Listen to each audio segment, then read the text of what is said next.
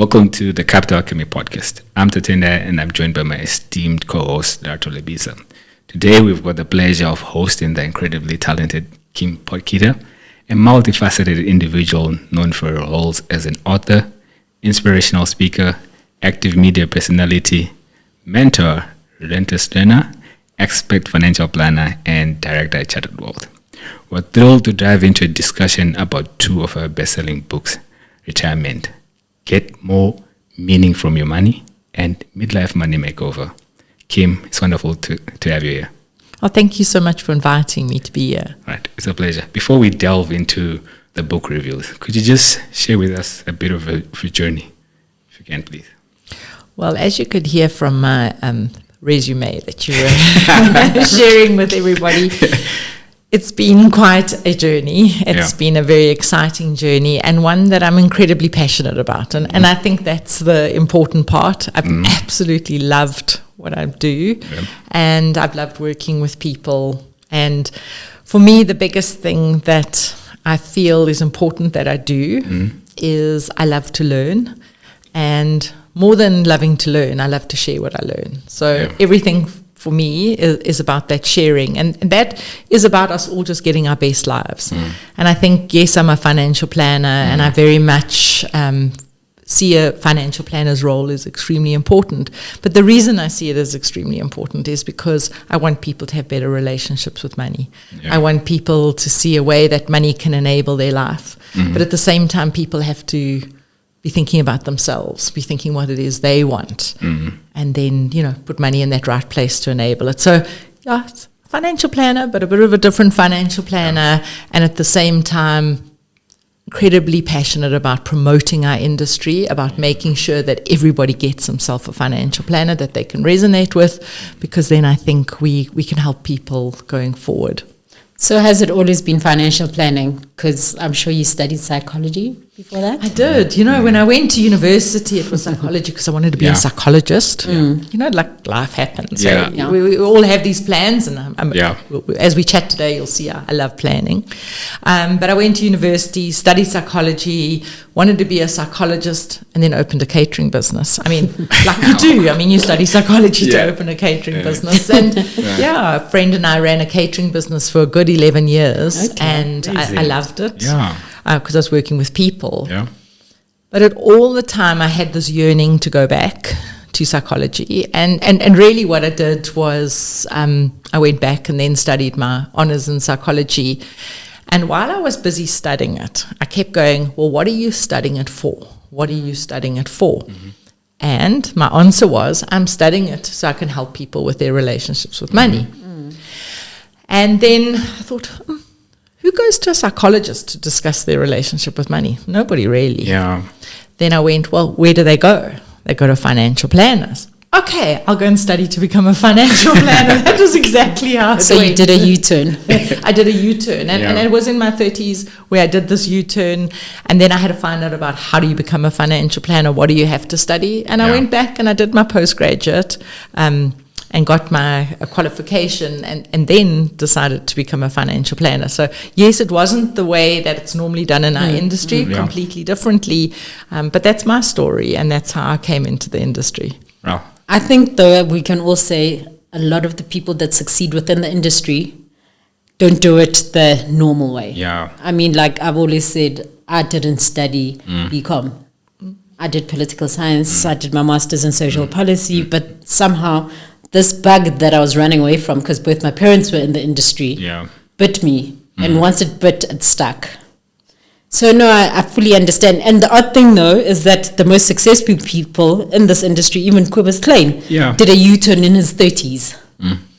That's quite interesting. It's kind of like this industry chooses us. It really is. And I think coming in with a fresh perspective, I often look at people who've been in the industry all the way through.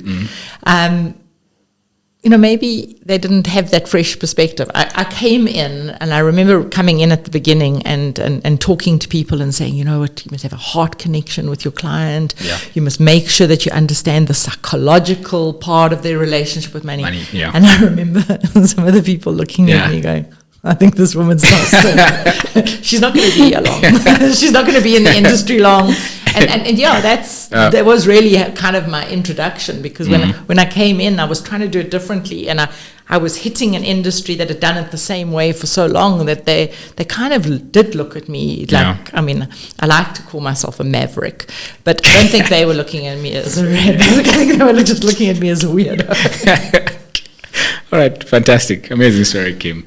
Let's delve into the book reviews. I'll start with Lerato's favorite, Midlife Money Makeover. I think it really resonated a lot with her. So something to do with our age? Yes. Yes, it did. So yeah, firstly, why did you feel it was important to write about the intersection of midlife and money? And I'm building on Bruce Whitfield's comments or endorsing words of saying, I quote, "Easy to follow lessons to take care of your future." So I wrote Retiremeant first, and I know we'll get to that next. But and after I'd written it, so many people who came in to see me went, well, why don't you write for younger people? Why aren't you writing, if I'd known this stuff before, I'd be better positioned to have a retirement. So that was one reason. I was writing for people so that they could start these kind of habits and these kind of thinking ways earlier. But also, I was going through it. So, and I think there's nothing better than writing about something that you're journeying. Even when I think about coming into this industry, and why I had this thing where I wanted to help people with their relationships with money was because of my own past. I'd come into the industry really being quite scarred by money. My father was controlling with it. We'd had a really dysfunctional family around money. And I think for me, I was healing something for myself. Talking about the book again, this was my own personal journey that I went on of discovery of how to make midlife one where it wasn't a crisis. These midlife crises that people talk about. And what I wanted to do for myself was always make it a chapter where actually I was running it, and I was deciding what I was going to do and not unraveling. And I think that's why I wanted to share it in the book. I was sharing again, like I said earlier, I like to learn, but I also like to share what I learn. And every part of that book is my personal journey, and then me sharing what I learned from it. I think the other thing, as you said, maybe it's because of age. When I got to 38, 39, and I started getting closer to 40, then everything started shifting. Everything started falling into, are you on the right track with your finances? Have you made the right financial choices till now? And obviously, you look back and you're like, I could have done that better, I could have done better. Especially when you're in the industry and you're always helping others. As my daughter always says, I help people, the rich get richer. But what have I done for myself? So there's only our children could do to us. So don't ever think that you can have an ego with children. Like the spotlight is right there on you, and then you're like, okay, and then it puts everything into perspective, and you're going, midlife crisis. But the nice thing I enjoyed about the book was that it was very easy to follow. And it was a to-do list. It really was. Can you talk about the journal that's attached to it and that? Yes. I mean, for me, again, this was something I'd done. And in order to do this midlife work, you do also need to do some self-introspection. So it's not a book that you're just going to pick up and you're going to read, because then for me, you haven't applied it. So the reason that I did it with exercises, so the way the book's structured is my kind of thoughts, learnings that I've had from people that I've traveled the world to meet, and then stories of people that are actually living it here in South Africa. And then finally an exercise to get you to reflect. And I realized not everybody likes to write in their books. Because when people write in their books, then they think they've messed the book up. So I did the journal to go with the book, so that actually while you're reading it, then you do the exercise. Do the exercise. And that's when you can remember it. That's when you can apply it to your own life. Otherwise, it's just one of those books that you've read, but it didn't actually have that impact on you. And so that's why I did the journal with it. I enjoyed the goals and putting everything into perspective. But it also makes you look at yourself, and you're right. It's a reflection of who you are, where you want to go, and ensuring that everything just speaks to each other. And that was very interesting.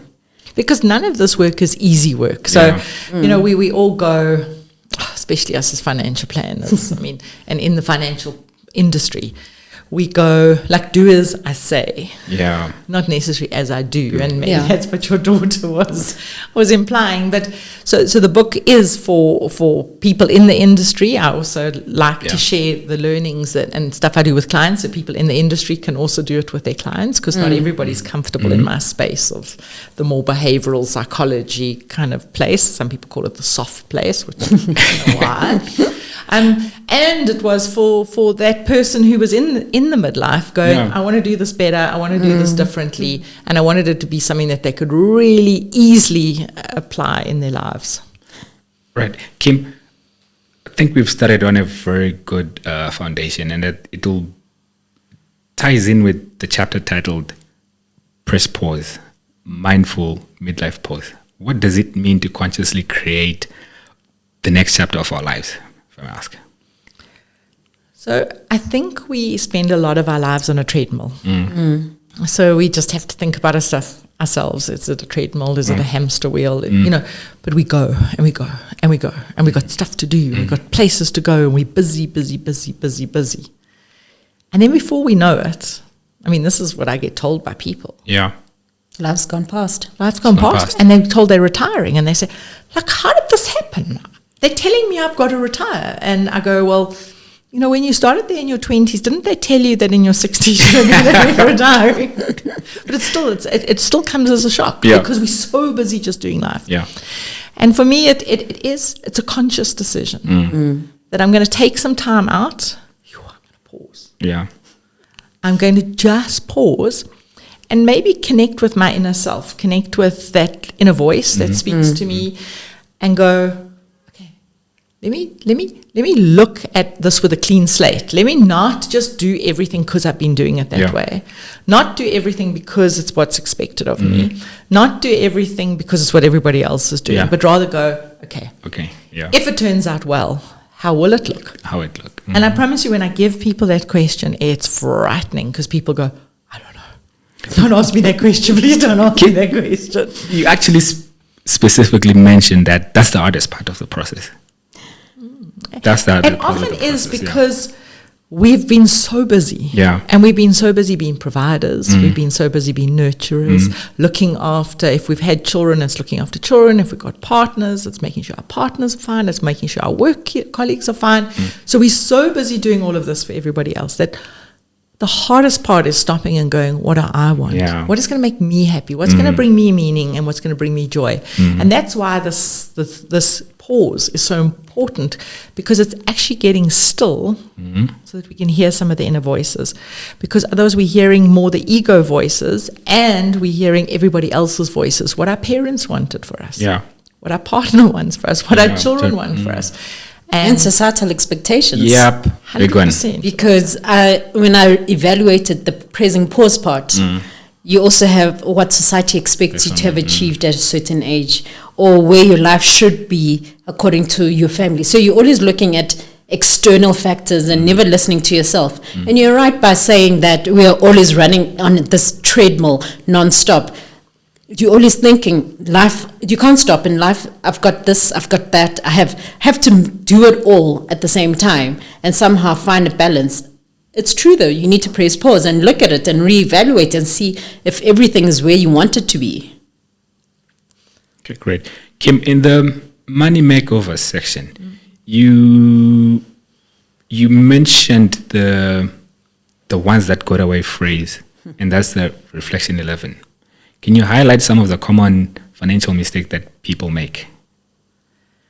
Well, I think the biggest one that we all make is thinking that we'll do it tomorrow. Yeah.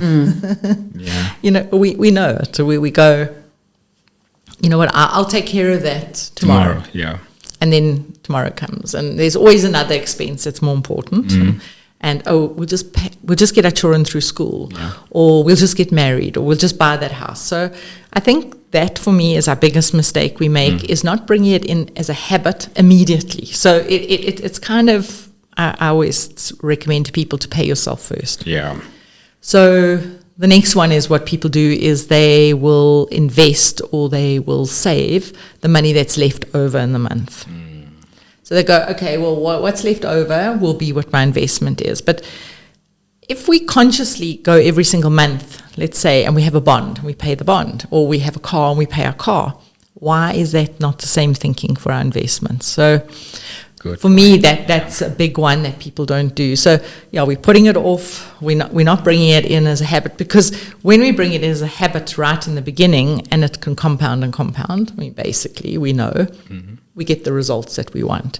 And I think maybe just one more on those that get away from us as well is we don't go and ask for help.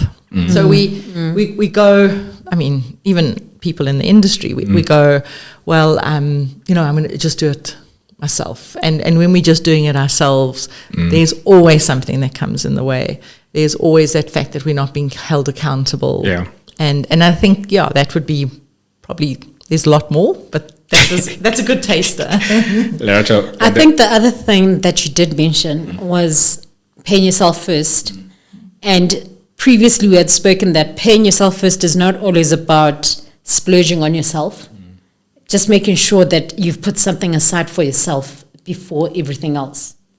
Can you elaborate on that, just so people put everything into perspective and not think about it's a purchase?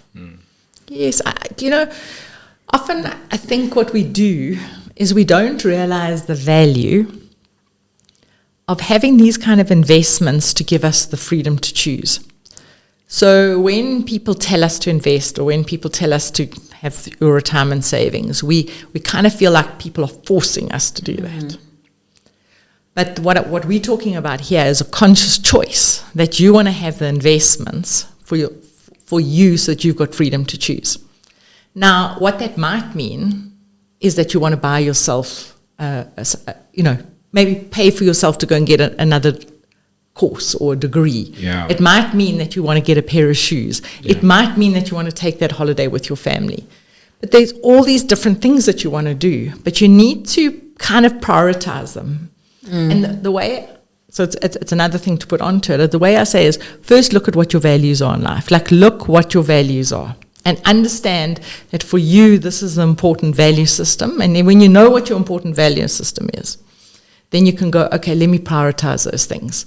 Because otherwise people feel that other people are telling you that you can't have, let's use shoes, because I love shoes.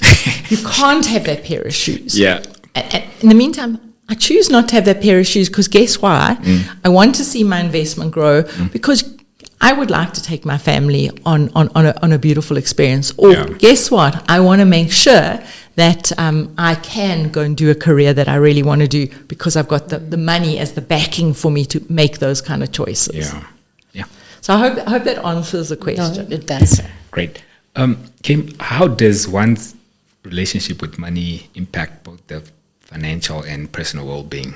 And that's emphasized in Reflections 13 and 14 in chapter 6. So most people don't realize they have a relationship with money. I mean, so when I say to people, you've got a relationship with money, and they kind of look at me again, but we develop this relationship with money, and it's quite subconscious. I mean, we're not consciously thinking we have a relationship with money. And for some of us, money is a friend. And for a lot of people that I talk to, money's not a friend. Money is that thing I don't want to talk about. If I speak about it, you know what I mean? It's not going to be seen as appropriate to be speaking about it. The stigma of speaking about it. So very much, I mean, you need to think about your relationship with money. So it's just stopping and going, is money my friend? Is money serving me? Or am I working for money? Like, what place does it have in my life? Is it an enabler?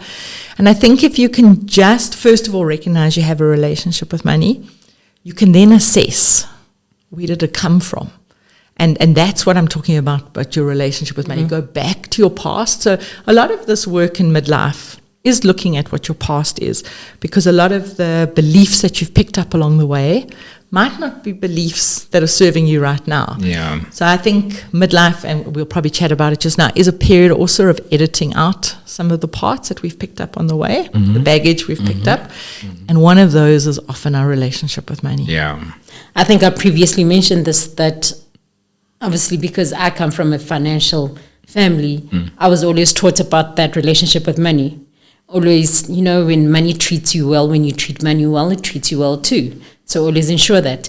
And it's funny because you talk about the relationship that you have, and it's very true that when you have a good relationship with money, even it coming out of your pocket is easier. Because that's exactly what I'm writing about. Because when I speak to people, they don't give it any attention, no focus whatsoever. Okay, so often when I meet people and I say, we're going to talk about your money and your relationship with money, they say, no, I don't do money. Yeah. I don't do money. So and so takes care of my money, or so and so worries about that. Yeah. Not me. Like I learned from a young age, I'm just not good with money, and so I don't do money. Yeah. Like in this world where everything involves money. How can you say that kind of thing? But that's what some people believe, is that they really don't do money. And then I always go, if you don't do money, guess what? Money does you. Yeah. And that's where a lot of this bad relationship with money comes in, because you won't focus on it, you won't talk about it, and you won't give it any attention. No, that's true. Kim, funny enough, it's a question that I'd like to probably pose to you at the moment. Like, in your professional experience, have you noticed any changes in how individuals approach life planning during the midlife stage? I mean, particularly touching on the post-COVID era. Did you see any shifts in people's strategies, especially in discussions in part 4, and again, bringing back the relationship aspect of it? Look, I think none of us are the same after COVID. Yeah. I do think we all changed. I think we all, it kind of stopped us in our track, because I think so many of us, and I'll talk even for myself, I kind of thought we were in control, kind of thought we were doing this thing. And then when something like COVID happens, it was so uncertain. We all felt so vulnerable. I mean, there was a time where none of us knew if it was ever going to come back to normal, if we were going to get our salaries, whether our companies were still going to be in business, whether we were going to be able to carry on paying for our homes, whether we were all going to ever leave our homes to go out and connect with each other. So no client or no person is the same, I don't think, pre or post COVID, because it changed us. So what I have seen is people living with a lot more fear. Wow. Because when I chat to people and we do this kind of work, they do remember that, because now that becomes part of your memory bank, that happened in your life where you didn't have enough. And I think people are trying to be better with money. I do think they're trying not to overspend. But at the same time, what's happened is we've got inflation. We've all our expenses have gone up like hugely. We've got a whole lot more economic instability. We've got a whole lot of, political instability. So people are struggling. So they want to put these good habits in place, but things are costing so much more, and there's so much more responsibility. So I can't say to you, people are way better now and they invest way more and they're not spending too much, because that's not true. Things are hard. I mean, we've got a lot going out there, but I think we're open to having these discussions more. I think we've seen what it was like not to have. So remember, we were a generation where things hadn't really gone that wrong. I mean, the younger generation. I think as well, that contingency plan that you thought you had, and then when COVID happened, and then you noticed that, okay, maybe there was no plan there in the first place. But now people are trying to adjust and also, have buffers in the way. But like you said, interest rates, inflation, cost of living, that has just now brought in another, carpet pull beneath you. I mean, we see houses have gone up by like 6,000 over the past 2 years. And that is also a huge strain on our finances as well. What you were paying like in 2022 has gone up by like 6,000 Rand now on your mortgage. And that is also big. So I mean, for me to sit here and say, it's all just, we all now, doing it the way we should be doing it is unfair, because, I think we're trying harder. Yes. I do think we're trying harder. But things have also, as we're chatting, got more expensive. But I think what's something else that I've picked up with people and how they've changed is material things aren't as important. That's true. That's true. So I've noticed with people going, you know what, I am going to make some changes because it doesn't really matter if I get another car. It doesn't really matter if we go move to a bigger house. I've realized that the simple things in life are the things that bring me happiness. So that for me is a big positive that we all picked up over this period, and I think that's going to help us with our planning. And for me, that is, if you can think like that, all of a sudden those things maybe that were more exterior, showing that I was successful, are not as important anymore, because actually people are looking more for that peace of mind and not having all of that debt that they had before. Right. Perfect. You've touched on fear as one of the key factors in people making their financial decisions as of late. Is it ever too late to reassess how effectively we can manage our finances, especially bringing the fear factor into consideration now? I mean, as you said, pre-COVID, that didn't play a bigger role. But at the moment, people are scared about, their pots, the nest. Is there something that will take me over the next 20, 30, 4 years? Or if something pops up that I'm not expected of, am I covered?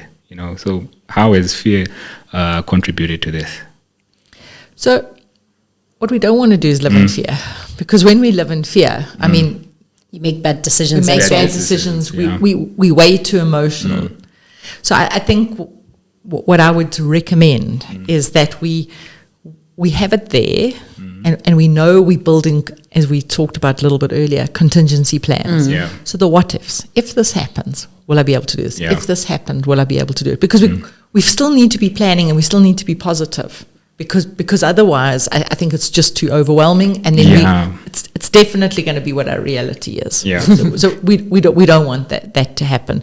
So, and that's where planning comes in. Where planning is so important. It's planning for what it is we do want, and then going, but I have these things in the background if it doesn't go according to that. So again, that's where those investments come in. That's why you're paying yourself first, so that you've got that kind of backstop if things don't go according to plan.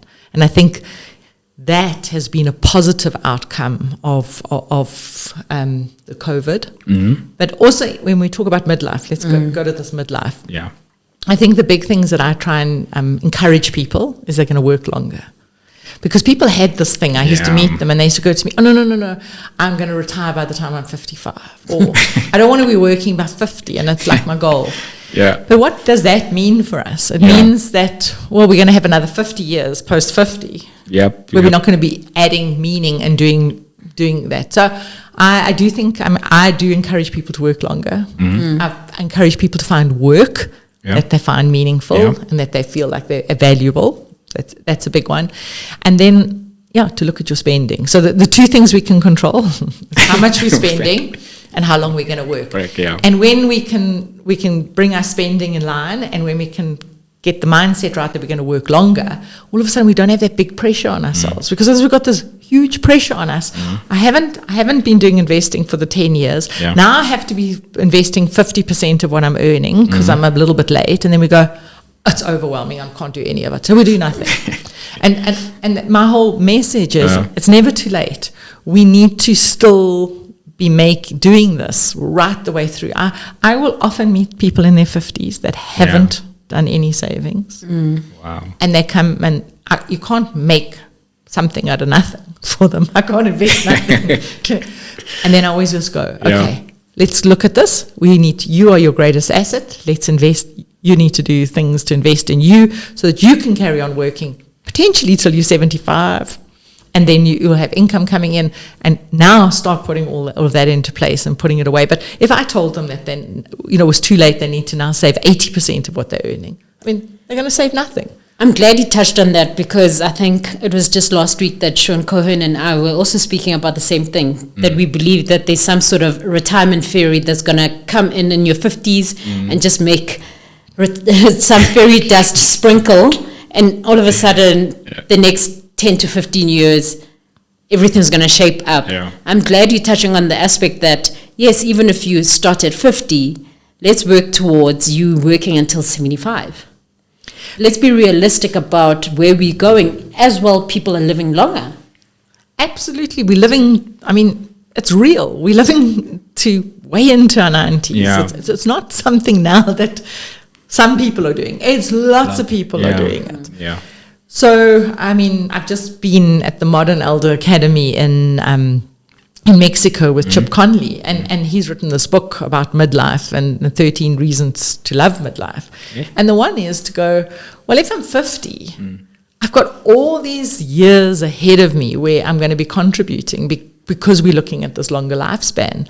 So why have I got this artificial finish line of 60 or 63 that I'm working towards? I've got all of this time. Yeah. Because, Lerato, going back to what you're talking about, is when we're looking for that, we go into schemes. We go into those get-rich-quick schemes. Yeah. So we now, we're greedy because we go, well, I haven't done anything. I literally now haven't got a lot. So what I'm going to take of what I've got, it must make me big money quickly. Yeah. And then we read about those ones we hear about Ponzi schemes and everything else. Yeah, and it's usually the elderly that are susceptible to these ones. Yeah. Because just like, they're desperate. So they think, well, you know what, I haven't done it, so I'll it's like gambling. Yeah. I'll just take a lotto ticket, or I'll get this investment with these 20% returns.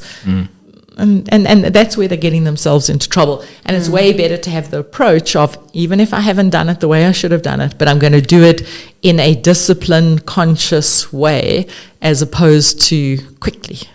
Right. Kim, you, earlier on in the conversation, you touched on habits.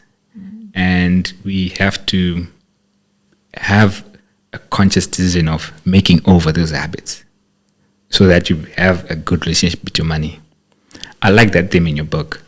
What practical advice would you give to individuals seeking to enhance the financial literacy and also being saving during their midlife stages? So before I go into that, let me just tell you that there's a brilliant book, and I don't get any royalties on it at all, called Atomic Habits by James Clear. And I write about it in my book because James Clear just has a way of getting us to understand habits and getting us to implement them. Yeah. And so even though it's not a financial planning book, I would encourage people to start with that. Because the habits that we need to put in place are really quite basic in financial planning, but yet they're so difficult for us to achieve. Yeah. I mean, and you know, and even just repeating them, I know we all know it, you know, it's spending less than we earn. Yeah. It's not buying things on revolving credit cards. Yes. Yeah. And things like it. Yet it's what everybody does. Yeah. I mean, we were having a talk this morning about the two-pot retirement system that's coming in. And giving access to that and everybody getting channel. so excited now because how much money are they potentially going to be able to get later this year when this whole system comes in place? How much are they going to be able to access? And it's those kind of things that we're doing, okay, that it causes us not to be in the right habits. So the right habits are paying ourselves first. So when our salary hits our account, having a debit order into an investment. Yep. So for me, that's a great habit to have in place, okay? Another great habit to have in place is actually just to spend some time looking at what you're spending. Yes. I mean, a lot of people, it's the scariest thing. You know, they call it a budget, and they don't like doing budget. That budget is a swear word. So I call it a spending plan with clients. I say, can you fill in the spending plan for me? And they say, well, what's the difference between a budget and a spending plan? Same thing. I just spun the name a little bit different because if we know where the money is going, we can also pick up where money is going, where it shouldn't be going. Because all of the time, we've got debit orders of things that we're not using, but we never check in and we just see if it's going well or it's not going well. So, I mean, that's for me how simple the habits that we do really are. They're not these big things because people will go, oh, well, I need to go from, you know, having no money to $1 million. And I go, well, how do you think you're going to get to $1 million? You're only going to get to $1 million. But it's creating that habit to save. And stacking it in one and then next one. So I come back. Don't overwhelm yourself by setting the targets so high that you can't achieve them. Yeah. Because the minute you do that, you stop. Whereas if you can make it achievable, so let's just say you go with it and you go, I'm going to do one thing first. And when I do the one thing right, I'm going to bring the second thing in and the third thing. But we as our personalities go, I want to do it all at the same time. All at the same time. All at the same time. And haven't we learned yet that when we do it all at the same time, we drop them all at 10 the days end of the time, day. it's gone. So that stacking of the habits for me is also a really important concept of starting one, getting it right, adding the second one, getting it right, adding the third one. Then all of a sudden we don't notice. And interestingly, with the habits earlier, it's I think these are quite simple behaviors to incorporate in your life, but it's just we don't want to change. That's how I look at it. I think we always make excuses. Excuses, exactly. And we always find reasons of why not to implement things right now. Yeah. As I was about to say earlier, it was that the beautiful thing about reading your book, and I could be like, I'm testimony to some things, creating those habits. Because after doing it a month or 2 or 3, then you can introduce the next level to it. And you do that habit for 3 months, and you introduce, and I've noticed a difference, a shift. But then call me Scrooge McDonald as well, because I'm the one that will know where every cent in my bank account goes. So I will always do the spend. But then it's also something that it's a habit you created when you were younger, that you were taught on how to understand your relationship with money, know where it's going, in order for you to know the returns and where they're coming from. I like the manual as well that you've also implemented. So I just want to add one thing to, as you said, what you learned in your childhood. And it was a great habit to learn to be able to allocate, know where your spending is going. But often when I see people and they're writing down every last thing they spent and they're knowing exactly where every cent goes, I also say to them, okay, let's also think a little bit bigger. Let's talk about debt. People go, I don't want any debt in my life because debt is bad. But sometimes when we're opening up businesses, when we are looking about potentially having portfolio incomes coming in, I always say, like, look for different incomes to come in, not just the one form of income.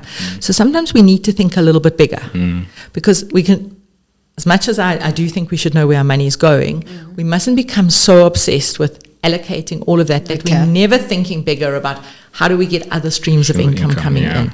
How do we actually look where we could leverage something from a point of view to build a business that can give us another form of income, because otherwise we will, in a way, just say salaried employees, and with everything going and being so expensive and everything like that, it is quite difficult. So good habit, but sometimes it's to then assess it.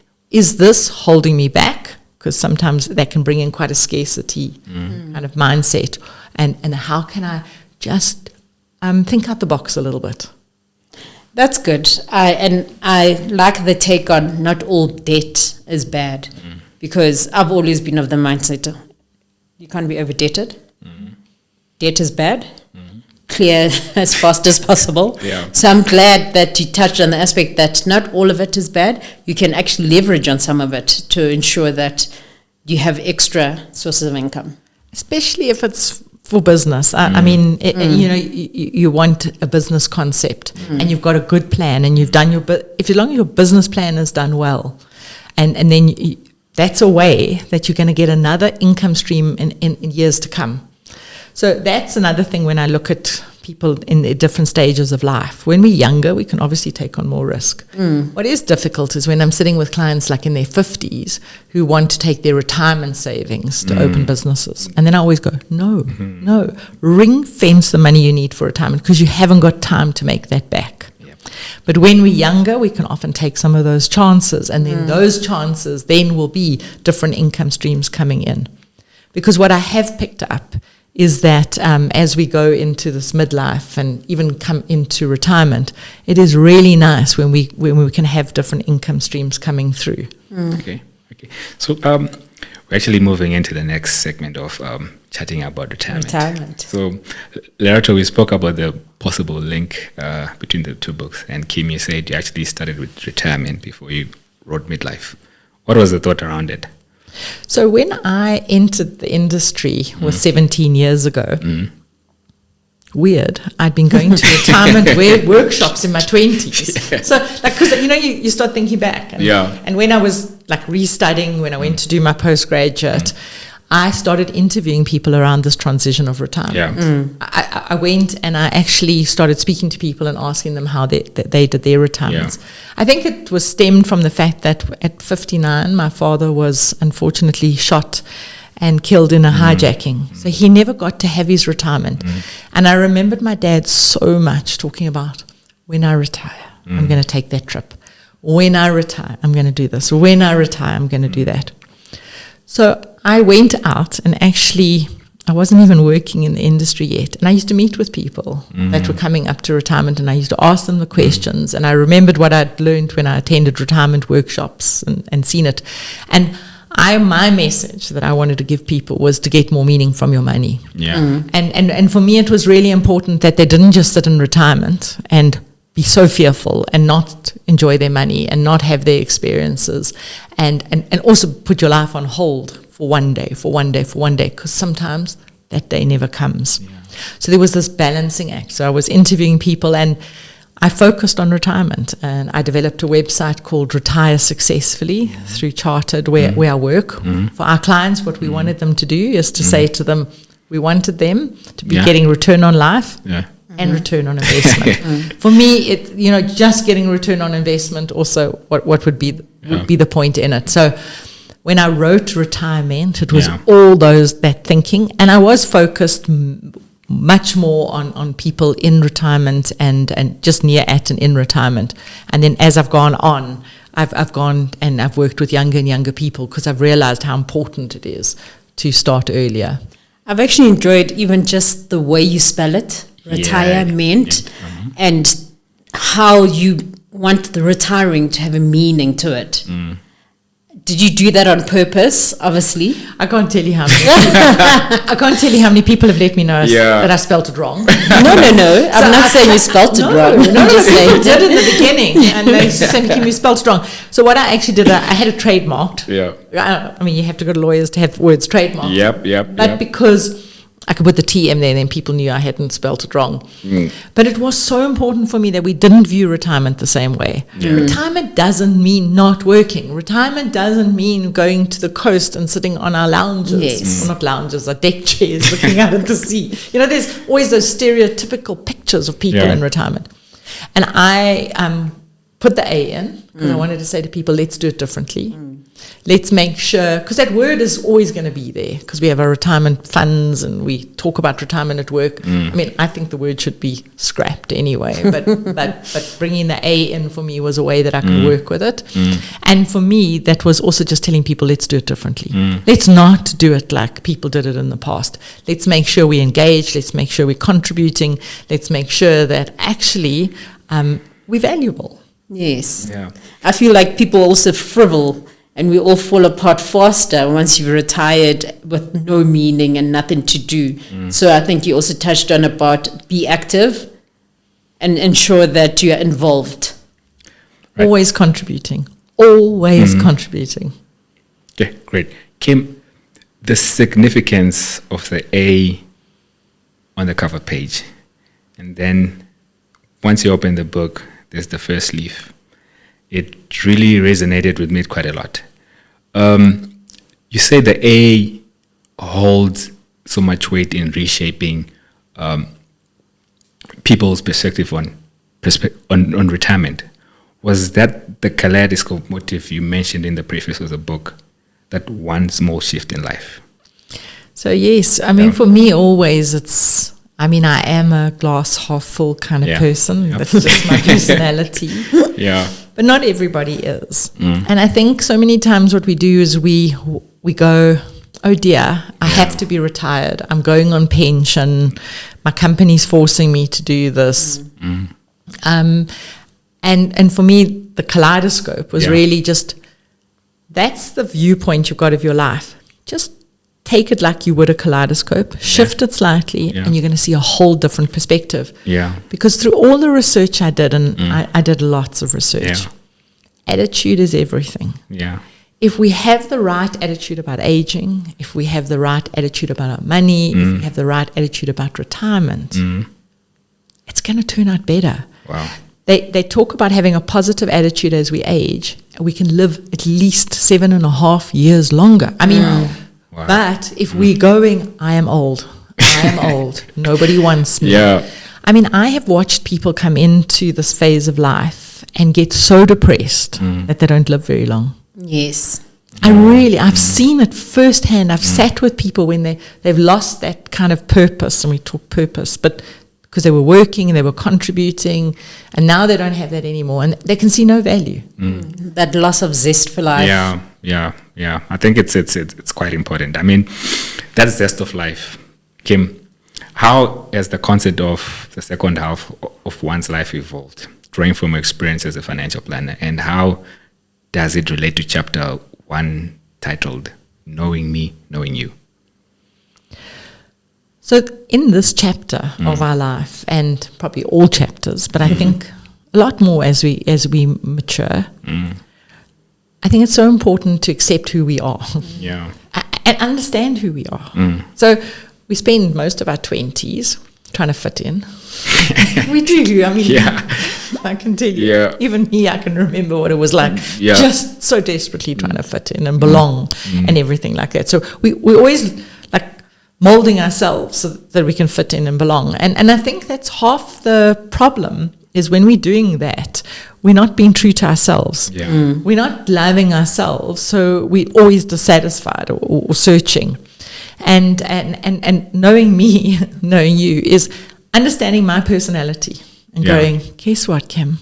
I love you for the fact that you're the glass half full person. Not going, oh, Kim, you're terrible with details, and focusing on that. So I understand my kind of perspective. Yeah. And then respecting that other people have a different perspective to me. Yeah. So Yeah. I'm a great one for personality profiling. Wow. Okay.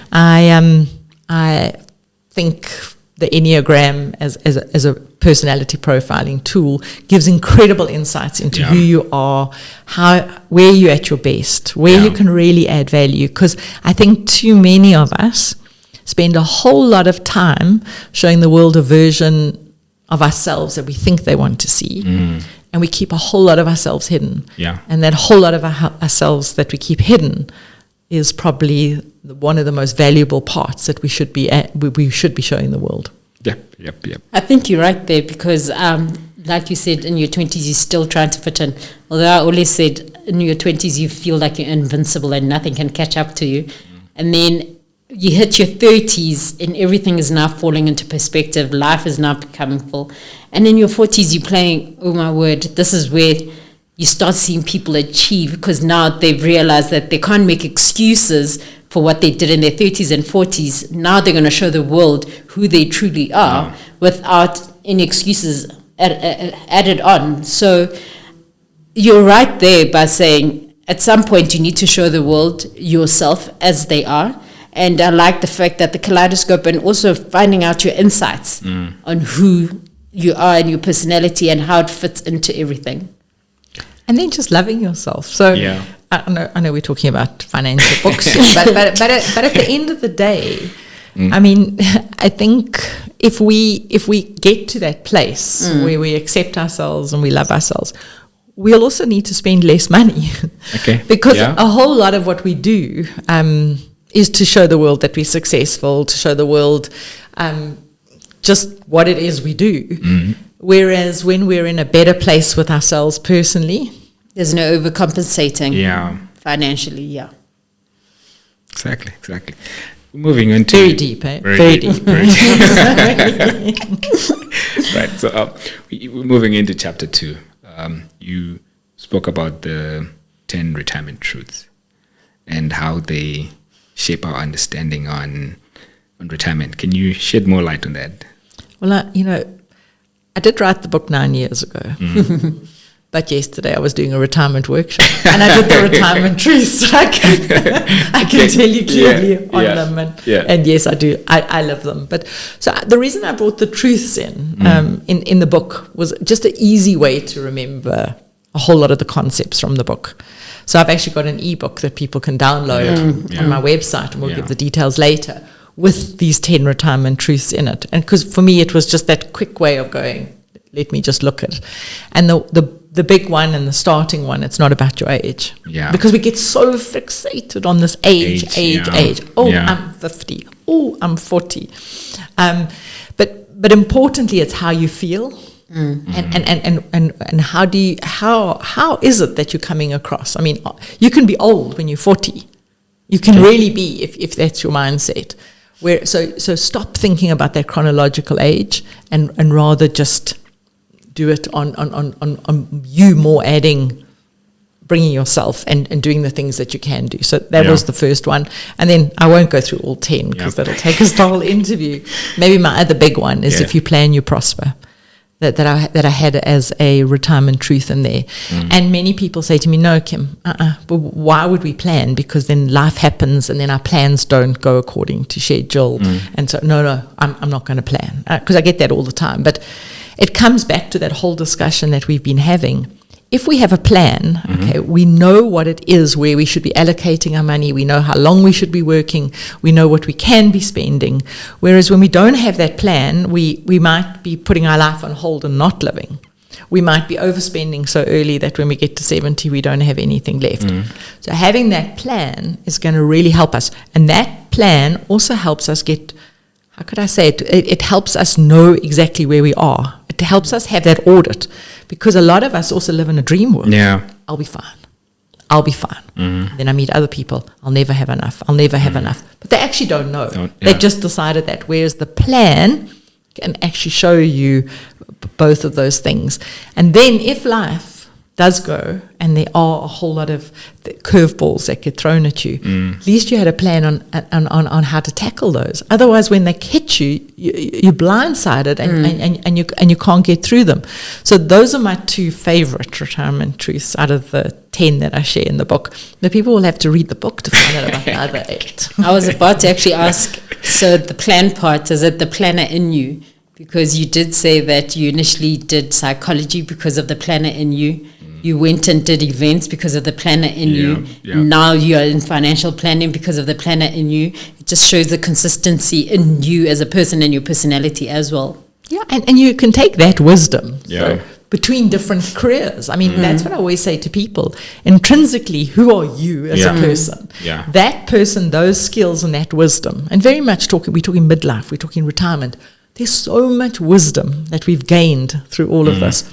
Hone in on what that wisdom is. Okay, so for me, I'm a good planner. Okay? Hone in on that. Bring that wisdom and that strength. And you've actually got a contribution that you can make. And when you've got a contribution you can make, you can also make an income from it. So, but many times people don't think about what their strengths are. They don't think about what they can contribute. And I think, given that, and it's back to that wisdom, it helps you through all of these transitions if you just know that about yourself. Just staying with the power of planning, Kim, that's in chapter 3. And in our discussion, obviously, the books touch on the different stages of life in all walks of life. So how do people or individuals in various stages of life approach retirement planning? I mean, you look at maybe a person that started working, fresh graduate straight from varsity, started working. How do they look at retirement? Well, they're never going to retire. We're all invincible at that age. I'm never going to retire. Why would I have to invest for retirement? And you've got maybe someone who's at the brink of 40. How do they look at retirement? And then probably you're looking at someone also who's in the horizon of, damn, I'm about to retire. How do they view it? Obviously, all these 3 individuals I've mentioned have got different perspectives to retirement. Different perspectives, and also we different generations. So we just have to look at all the different generations going through. And definitely the younger generations are thinking about retirement completely differently. But one thing that we all have in common is we start taking it way more seriously as we get older. I think that's common between all of us. We take it way more seriously as we get older. But on a serious note on this, when you are younger, you do think you're never going to retire. You are invincible, and you know what? It doesn't apply to me. And I think it's quite sad, because again, if we could just face the facts that there might be a time in our life where we're not going to be able to work. So again, that's throwing out the word retirement. Yeah. And rather going, let me just save money and have investments so that depending what I decide, I have choice. So, and then I think we would get more younger people to invest because we say it's the retirement, they just can't see that they're ever going to get there. Yeah. But if they understood that it was just giving them choice in life, I think they'd be more open to it. So I think there's become a whole lot of the connotation of the word retirement that puts the younger generation off. Okay. No, I really do. And I mean, there will be a time in your life where maybe you're not earning an income. And then you have to go to other people to support you. And I think that is the one common thing that I also hear from different people, all different ages. They don't want to have to go to other people to support them. They want to be self-sufficient. Yeah. You know, so people come to me and they say, well, Kim, how much is enough? I don't ever want my children to have to look after me. Yeah. And I think just changing the conversation, it's maybe just having the conversation around, like, what does it mean to you? And maybe getting more young people sitting around a table and explaining to them some of the basics, because we don't talk about it, even as families. You don't talk about it, and you kind of, you just see how other people have done it. And then many young people I speak to, they'll go, oh, well, I don't want to be like so-and-so because they're so obsessed with money and it's all they talk about, so I'm not going to do it that way. But then they end up, a lot of people, being so obsessed with money because they don't have it. That's all they're thinking about, is that they don't have it. So it's very much, and I encourage always conversations. Do you therefore think that it's easier now that people are coining the term lifestyle financial planning instead of retirement planning? Yeah. Because now it's allowing younger people to think about lifestyle options instead of, let's now look at what we're going to do for retirement planning. Exactly. So as a business even, we used to have our byline as Retire Successfully. Yeah. And last year we went through a rigorous process of reassessing what it is we do. And we've changed that to planning with purpose. So you can plan with purpose at any age. And plan with purpose, plan with intention. So whether you're in your 20s or whether you're in your 60s, put intention behind why you're doing it. And that lifestyle, you're talking about your lifestyle and relating your money to your life. Because the money is the enabler of your life. So if you're clear on your goals, if you're clear on what it is you want for your life, you'll understand the importance of focusing on your money, so because your money is going to provide that. Okay. Kim, in chapter 4, you discussed quite a lot about living the second life purposefully. And what opportunities and challenges do individuals encounter beyond traditional retirement goals when they're in that phase of the second life? I'm looking at making the most out of it. Some think that, what we've been told, it's after 65, you're on your porch on a house near a beach, or you now render yourself useless and you just chill on the couch and watch TV, news specifically. How do you make the most out of that second life, and how can you plan to make the most out of it? I'm asking. I think it's going back to what we discussed a little bit in the Midlife Money Makeover part of this discussion. It's the pausing. Yeah. It's the pausing to really ask yourself what it is that brings you joy, what it is that brings you meaning. So many of the clients I work with, the Wheel of Balance on it, and I show them the different aspects of work, of give back, of relationships, and I go through all of that with them, because for so many people it'll be a different thing that brings them the purpose. Yeah. So I might talk to you, and for me it's work, and I need to carry on working. You, it may be that you love give back and you like to be adding value in the give back arena. Yeah. A lot of you, it may be that you want to be the best granny one day.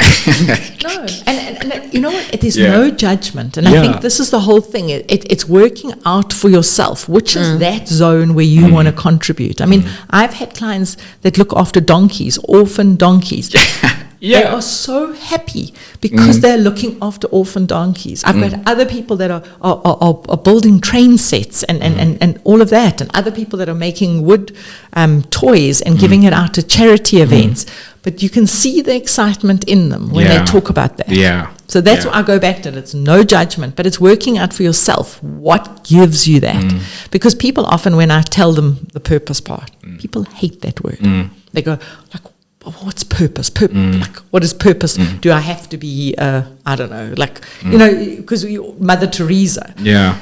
Again, it's like we set that high expectation, you know, only those kind of people have purpose. Yeah. No. Yeah. We all have purpose in our own way, and that is recognizing for ourselves what brings it to us. So it is part of that whole process of reflecting, of working out what's going to bring it for you. And then I think if you living that life of purpose, you can see those people that are. You really can, and you can even watch the way they age. Yeah. You can watch. I mean, I think of so many clients now that are in their 80s, running soup kitchens, working and doing things, and I go, wow, that's amazing.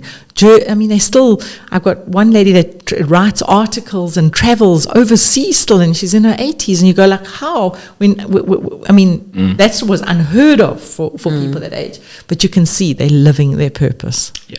Kim, I think Lerato and I, when we chose which we'll start reading this book, and obviously I took Retirement. This is something that I picked up whilst reading the book, and also the conversation we're just having now. It's eliminating fear about the second life and actually bringing in excitement, inspiring, and actually looking forward to it, to say, okay, fine, there's going to be a new adventure later on in my life. How am I going to work towards it? How am I going to make the most out of it? I think it's a good way of thinking to share with probably the people that are on the verge of living that second life. Yeah. I think I would also blame society and what society ruled as being correct. Purpose for society was societal recognition. And earning money. Yes. And sometimes, and most times in retirement, we're not earning money anymore. And if that's the only thing that we've seen as our value. And society also just said retirement just means you now packing up your things out of the office, going to go sit at home on your porch, drinking tea, coffee, and then going to church every alternate week. And that is what retirement should be. And the beautiful thing about retirement is ensuring that there's more meaning to you retiring. And also retiring doesn't mean you have to retire at 60 or 65. Retiring is when you are good and ready to sit down and be more active in other ways in society, not just going to your 9 to 5. Maybe I can just share the definition of retirement. Okay. So for me, and it took a lot of work to come up with the definition, but I wanted it to be a time in your life where you got to live your unfulfilled dreams, but in your own time. And that's the important one, and on your own terms. So the one thing about us working in the formal way, we have X amount of leave. We only really get the weekends because we're exhausted. And if you've managed to have this pot of money that can fund you in this period, you get to choose. You get to choose. Or maybe you phase out of work. You only work 3 days a week. Maybe you get to choose where you're doing a whole lot of give back and you're not having to earn money. But you need to, I encourage people to define it for themselves. So to not go with the old adage of it's not working and what it's maybe playing only golf or whatever. It's actually defining it for yourself. And then when you can define it for yourself, like I did with unfulfilled dreams in my own time, on my own terms, all of a sudden I'm back in the driver's seat. And I think that's what happens to people. They feel like when they're in retirement, they've got no more autonomy, they've got no more choice. And then so they lose that kind of way of doing life. That they're just sitting waiting. And no, we're not sitting waiting. We've got lots to contribute through our 60s, our 70s, our 80s. And we need to go out there and do it. So back to the kaleidoscope. Twist that kaleidoscope of what your view is of this chapter. And you go and do it differently. Don't go and do it like other people have done it. And don't listen to all these stereotypes and beliefs that have been put in place about ageism. Make it different. Great. I think you've touched on also getting back onto the driver's seat. And I think this is a challenge that most people do come across when they leave work, get into retirement. What practical experience have you come across whereby people literally struggle in that transitional phase. I mean, and what are some of the common mistakes stated in chapter 6 that you've also observed, Kim? So I think the biggest one for me is that they don't give themselves the opportunity to think what they want. So people are great at saying what they don't want. they really are. So it comes back to that question. What does retirement look like if it turns out well? Because people always can tell you what they don't want. So if you can start with that, what does it look like if it turns out well? Those mistakes won't happen. And those mistakes are where they believe, that they can sleep late. People go, I can't wait to give up work. I am counting the sleeps till I give up work. I'm going to sleep late. I'm going to be on a permanent holiday. And then and then they get like 2 years into it, and then they come and see me and they say, well, I'm feeling depressed. I'm not contributing anymore. I'm sick of living out of a suitcase. So it's kind of dividing it up back to that balance and saying, well, I want to do a bit of leisure. I want to do a bit of work. I want to still carry on learning. There's so much that I can still be learning. I want to be in good relationships, and I want to be having some fun. And I really do believe that we forget to have some fun in this whole period. So for me, you won't make the mistakes if you define what it looks like if it turns out well. Or you won't make as many mistakes because you'll be proactively going out there and doing it instead of waiting for life to happen and then you just and reacting to it. Right. Also, out of interest, what are the common ups and downs? I mean, you just mentioned hitting that brick wall 2 years down the line, you've had enough. But there are lots of ups and downs. And that's also not to put people off. People think retirement is the last transition. Let me just tell you how many transitions you see that come. Health, big one, And looking after your health and going out there and still walking and keeping your muscles strong and doing all of that. I mean, that is like a big one. The other one for me that is also really big is, I'm still talking on health, is what you think in your mind. It's living with stress and worrying about everything that you can't even control. I mean, you will often speak to people and they will tell you about, we all know.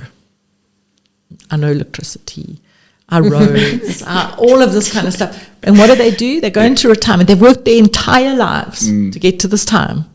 And all they do is follow the news and watch the markets and see how bad everything is and discuss how bad everything is. But they've got no control over any of that. Nothing. But so they created doomsday for themselves. And as we get older, people can do that. Yet, like a lovely message for me to share with you all is another thing that I've been researching is happiness and how post age 50 we can be our happiest we've ever been in our life. True. And how does that happen? That happens because we're more reflective and we're more grateful. So all of a sudden we appreciate the little things that we took for granted when we were younger.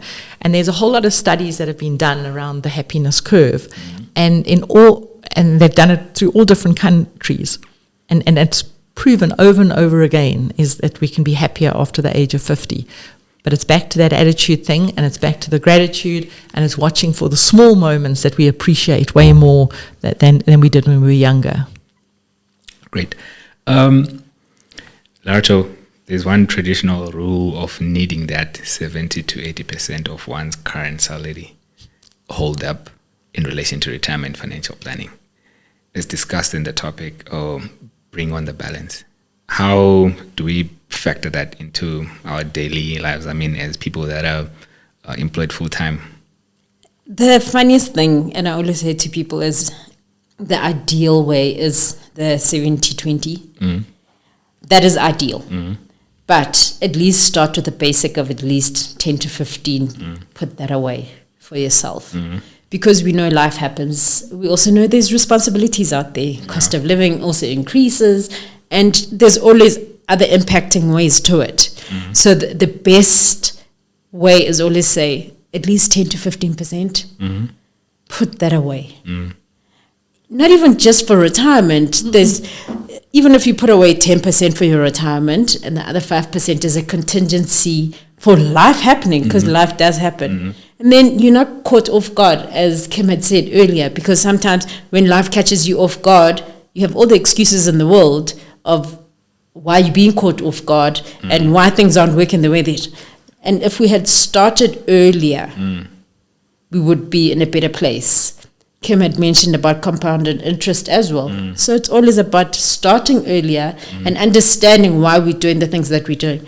I mean, we lived through our 20s and our early 30s frivolously thinking that everything will always make up for it later. Yeah. And we put ourselves into giving enough excuses and enough reasoning behind why we make the choices that we do. But the other thing, and oddly because I'm also part of the women's network that Kim started, so Kim always pulls you aside and goes, have you taken that holiday? So it's always look after yourself, because you as yourself, you are the production wheel behind everything else. Greatest asset. Yes. So you are looking after your mom, you're looking after your daughter, you're doing that, you actually pitching up at work, but who's looking after you? Yeah. So I think the one thing that Kim always teaches is, yes, you'll do all the planning financially, but also do the emotional and physical and look after yourself, because you're the asset that needs to produce. And you cannot have an output if there's nothing filled inside. Kim, any thoughts of that? Lerato, I think she did an amazing job. I could not do that. That's my girl. And it's conversations with her. All right. Okay. So in chapter 9, you mentioned, or you wrote about the 9 bucket wheel no's. What do you believe are the major obstacles that people come across in order to build a successful retirement game plan? So just maybe to mention what the bucket wheel is to start off with. There is the movie The Bucket List, which is quite an old movie, but it was all the things people wanted to do before they kicked the bucket.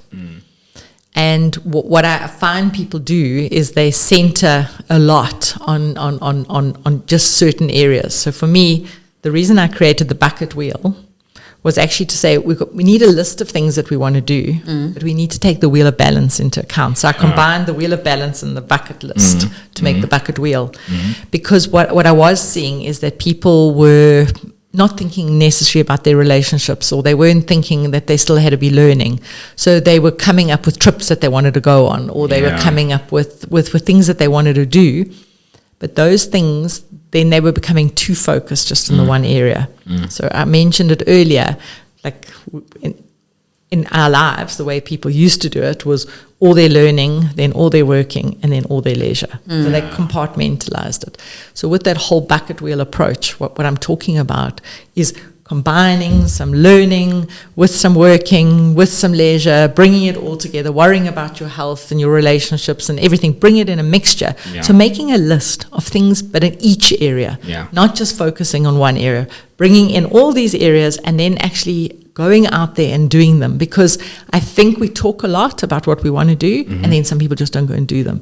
So for me, the bucket wheel is a bit of an action plan of going, this is the list of the things I want to do. I'm going to tick them off, and then I'm going to put some more on. As I take one off, I must add another one. So that's like a living document that's always changing, always growing, and in that way it's keeping you as much, that whole meaning thing that we're talking about. It's helping you get that retirement with A in it.